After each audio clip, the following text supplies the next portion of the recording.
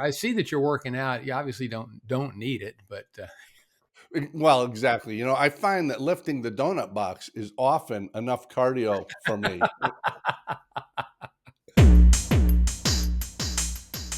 Pat, you know, one of the things that really kind of, as a CFI, even as a private pilot, kind of stuck out to me is people's absolute panic over this little deal.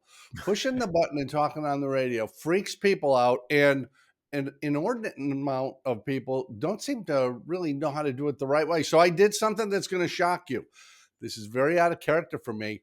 I actually did research for this episode. I pulled out the Aeronautical Information Manual and I went to chapter 4 and I looked up what's the deal on radios. And you know what? One, it's not that hard. And two, it's written down. You can just do what they tell you. that's exactly right. The pilot controller glossary is a wealth of information, and it's right there at the tail end of the AIM. I always get a kick out of this where people get into pitched battles over, no, I think this is right. And I think that is right. And you ought to do it this way. It's like, just go look it up. There's a rule for this. You don't have to, you don't have to make something up or interview 27 people down at the FBO to see what they think. Just go Or look it up. or worse, go to Facebook. I always Oh do it yeah, this absolutely right. Well, one of the biggies here, and I like this, it's right in the front, 4-2-1. The point of using radio communications is understanding. And if you'll remember, we did an episode on the FOI, the fundamentals of instruction. Yeah, The key to understanding is the speaker and the listener get the same message.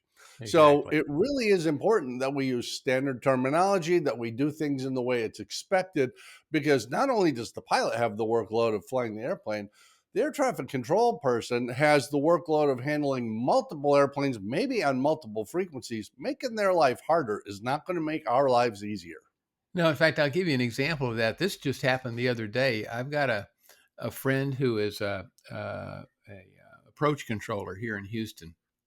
She's very good at what she does, and whenever I hear her voice on the frequency, especially during a check ride, look, she has got it right.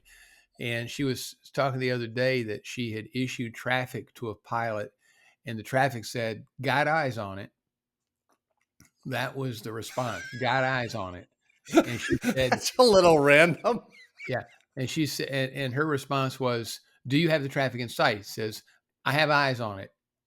She said, "Do you have the traffic in sight?" And until he finally got the message that said traffic in sight. That's just an example. I could give you dozens, as I'm sure you can as a flight instructor. Well, you know, that part's important, actually responding with the terminology they expect, because they have to cover their butt too, that they did provide separation and you understood what they said, which Right. is why it's important we read back instructions. But one of the things that has always gotten me, I've written about this, we've talked about this, how people identify themselves on the radio. And the FAA is very clear on this. You identify yourself by make and model and call sign, not by color.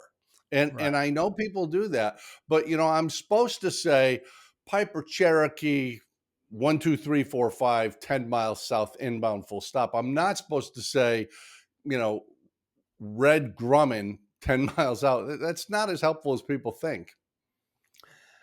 You know, I'm with you on that. I really, really am. With But reservations. well, no, but let me just play devil's advocate for a minute, just just Sure. just just for the fun of it. If somebody says, um, "This is Cessna 12345, 10 miles west," number one, I don't know what kind of Cessna it is. So Skyhawk or Skylane or Skywagon or something like that would be Right. more helpful. Warrior Archer instead of Piper. Um, Mhm. but an awful lot of those airplanes are pretty, generic, right? White Um, with a red stripe or white with a blue stripe. yeah, sort of, right? So a tail number is probably fine, especially with ADSB. A tail number is fine because if you have ADSB in, you can actually see the tail number on that. But if somebody says Cirrus 12345 or some other type of airplane, I just pick Cirrus because I have a friend of mine that has a bright blue Cirrus, Mhm. and about 50% of the time he'll say blue Cirrus left downwind. Um, it's easy to see a blue Cirrus and to know that that's the one that is making the radio call. Um, it's less clear if he says Cirrus 12345 because there might be multiple Cirri. I think that's the plural in the traffic pattern. So I understand why people say it. I really do. Um, and I have a little hard time being militant about that. A much harder time being militant about that than I do about some of the other things that I hear on the radio that are really just crap. Um, Yeah, I guess, but I get what you're saying. for me, the bugaboo is, we'll get caught up in our local procedures and somebody's like, "I'm home," and I'll say Blue Cirrus. I get it. Yeah, yeah, But you'd never call ATC and say Blue Cirrus. you're You'd absolutely right. give your N number. And just for the homogeneousness of communications, it's best that we learn how to say things the right way. I don't mind adding in color, but substituting color for N number, as you say, ADSB now gives us an N number. It doesn't give us a color. Just Yeah. going with the way the FAA tells us. And as I say, it is written down. The FAA said this is the way we'd like you to do this. So, I'm a pretty big believer in just do what mom says. I again, not arguing. It's just offering an understanding of why some people do that. But I do tend to fall on your side of the line, adding color.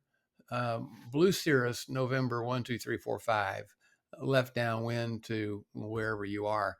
That adding that little bit of extra information is certainly helpful. Yeah, yeah. And we've got a huge spectrum of pilots from student pilots all the way up to ATPs, who of course start and end all conversations with uh but the student pilots, they're less knowledgeable about this stuff. There's something to think about when you tune in a radio frequency, and you've heard it a lot, I've heard it a lot. Somebody just tunes in the frequency, pushes the button, starts babbling. Right. Think first. What am I going to say? What's going on? Listen, make sure there's nobody talking, then think, then speak. Because if you just, switch the frequency and start talking, you might be stepping on somebody who's having an emergency. You might be breaking into the middle of a conversation between two pilots who had a potential conflict. Use the superpower of listening, then think about what you're going to say, then say it when there's an opportunity. So you're saying engage your brain before you engage your mouth. I I, hate to be all technical like that, but yeah.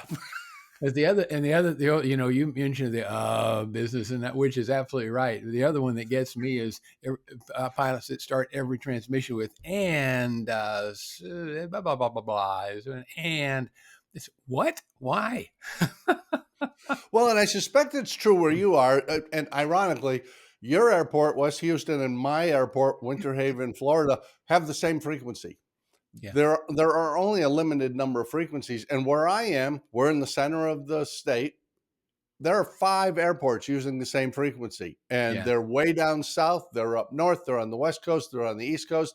So yeah. when I'm in the pattern, I can hear all these people. It really is important that you keep your call concise.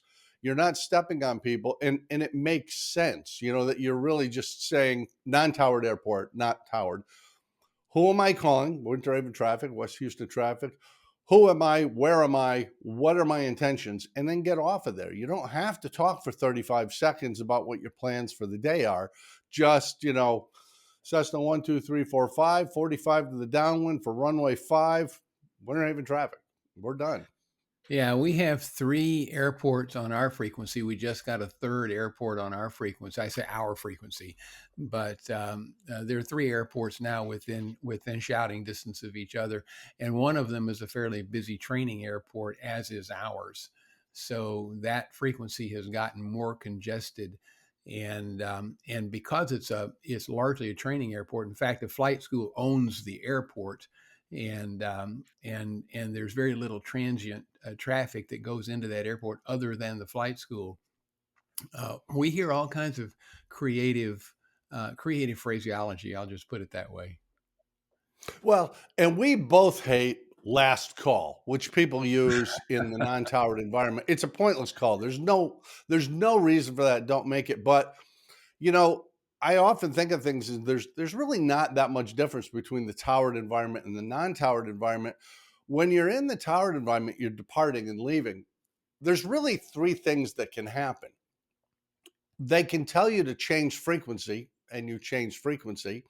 You can ask to change frequency, and you change frequency, or you can just leave the airspace and nobody says anything. But one of the lesser understood things, I think, is when the tower says Cirrus 12345, frequency change approved to whatever, respond to that.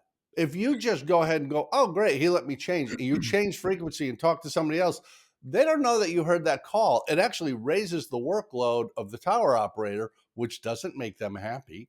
So just take the second and say, changing frequency 12345, and you're good. Or just respond with your tail number, Wilco, or just with your tail number. Oftentimes is sufficient. Wilco Yeah, 1 2 3 4 7, Cirrus 1 2 3 4 5, or just simply Cirrus 1 2 3 4 5. Either one of those is just fine. absolutely right. And it's one of those things, it's just it's having decent manners, really. That person on the ground is doing everything they can to provide you with separation and safety. Meet them halfway. Just let them know, I heard what you said. Life's good.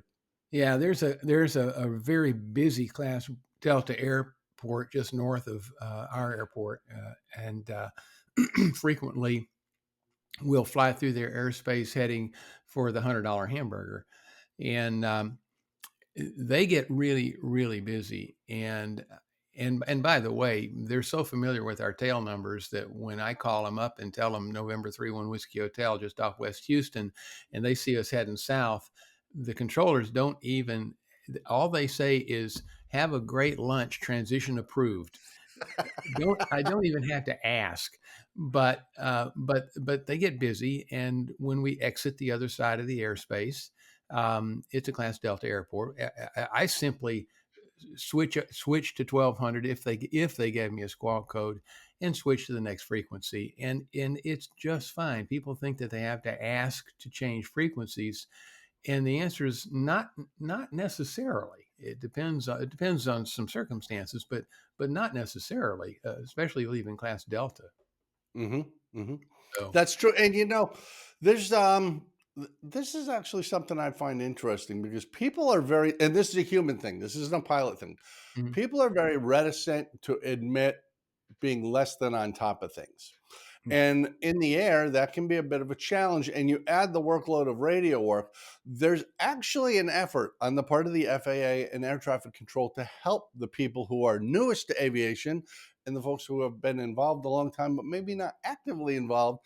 If you're a student pilot and you're flying into airspace where you're talking to controllers, you're not just allowed to, but you're advised to say, Piper 12345, 10 miles out, student pilot. All of a sudden, they'll slow right down for you. They now know something that they didn't know before. You need some help. And while it's not in the pilot controller glossary, Pat, you can do the same thing with rusty pilot. They know what that means. And if you're flying around Boston Center or New York Center and it's really chatty, there's a lot going on. If you just say student pilot or rusty pilot, they will slow down for you because their job is not to shame you. Their job is to help you. Yeah, you shouldn't feel uneasy about saying that to ATC. Um, I routinely advise pilots that I fly with that haven't flown for a while. If you're intimidated by the radio going into a towered field, just let them know up front that it's been a while. You've just come back into aviation. It's been a while since I've been into a towered field, so go easy on me.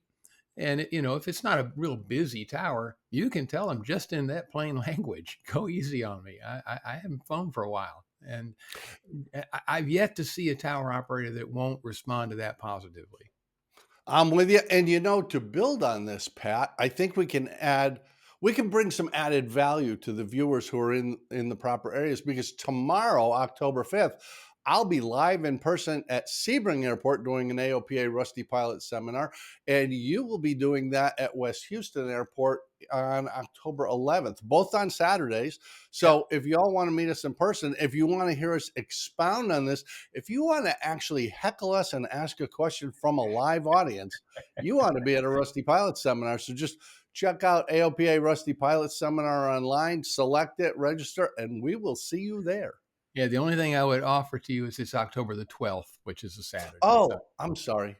Well, there you go. I needed a little comeuppance there, and you smacked me, so I'm better now. Thank you, Pat. It's because of the additional workout yesterday. I'm just exhausted. oh, I can understand that. I see that you're working out. You obviously don't need it, but Well, exactly. I find that lifting the donut box is often enough cardio for me.